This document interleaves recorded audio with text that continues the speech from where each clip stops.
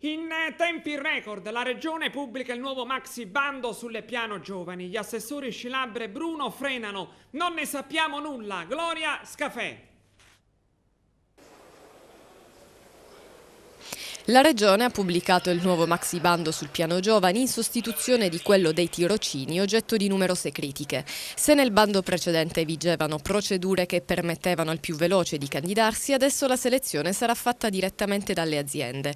Il nuovo avviso è stato pubblicato dalla dirigente generale della formazione, Anna Rosa Corsello, ma gli assessori al lavoro Giuseppe Bruno e alla formazione Nelly Scilabra prendono le distanze e dichiarano: sconoscevamo l'avviso sui tirocini e ne abbiamo avuto notizia solo dal sito. Il nuovo avviso, che mette insieme le risorse del programma Garanzia Giovani con quelle del progetto Piano Giovani, mettendo a disposizione 70 milioni di euro che includeranno la fascia di età che va dai 18 ai 29 anni, oltre a quella prevista in precedenza che va dai 25 ai 35 anni, garantirebbe a chi ha già inserito i propri dati sul sito l'accesso alla nuova selezione.